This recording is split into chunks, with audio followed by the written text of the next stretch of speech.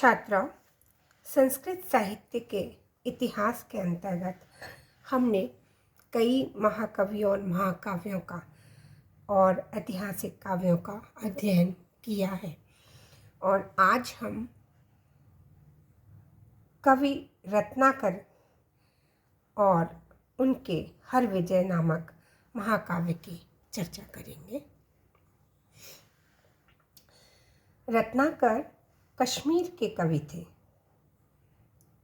कवि रत्नाकर कश्मीर के थे और इन्होंने हरविजय नामक एक महाकाव्य की रचना की, जिसे संस्कृत महाकाव्य की परंपरा में सर्वाधिक बृहत्काय होने का गौरव प्राप्त है। छात्राओं, इनके पिता का नाम अमृत भानु था और ये कश्मीर नरेश चिप्पट जयापीड़ के सभा पंडित थे।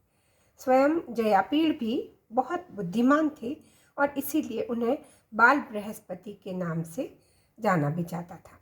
वो इस बाल बृहस्पति नाम से भी विख्यात थे, प्रसिद्ध थे। कवि रत्नाकर के द्वारा विरचित एकमात्र कृति जो हरविजय नामक महाकाव्य है, वह 50 सर्गों में निबद्ध है और इसमें 4320 पद्य हैं। इस महाकाव्य में अंधकासुर के वध की कथा वर्णित है। इस महाकाव्य की मूल कथा यद्यपि बहुत छोटी है, तथापि कवि ने उसे वर्णन विस्तार के द्वारा अत्यंत विस्तृत करी है। अंधक शिव का पुत्र था और वह जन्मांध था। जन्मांध होने के कारण पार्वती द्वारा क्रीड़ावश शिव की आंखों पर हाथ रख देना था। इसके पश्चात अंधक ने शिव की तपस्या की और दृष्टि लाभ किया।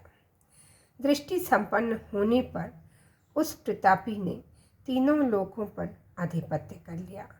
जब तीनों लोक उसके अत्याचारों से त्राही त्राही करने लगे तो शिव ने उसका विनाश किया। इस लघु कथा को छात्राओं, कवि ने अपनी प्रतिभा से, अपनी अद्भुत प्रतिभा से, विस्तार कौशल से उसे इतना विशाल बना दिया। इसमें 50 सर्ग हैं और श्लोक कितने हैं? 4320 पद्य हैं। तो ये हरविजय नामक महाकाव्य, जिसके बारे में अभी हमने जाना, कवि रत्नाकर की एकमात्र कृति है हरविजय नामक महाकाव्य, जो 50 सर्गों में निबद्ध है और सर्वाधिक बृहत्काय होने का गौरव इसे प्राप्त है संस्कृत महाकाव्य परंपरा में।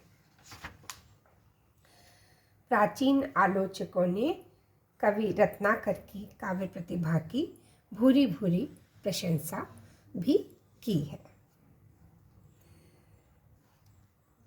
आज हमने कवि रत्नाकर के महाकाव्य की चर्चा की। नेक्स्ट टर्न पर हम संस्कृत साहित्य के इतिहास के अंतर्गत ही किसी अन्य ग्रंथ के बारे में और ग्रंथकार के बारे में चर्चा करेंगे।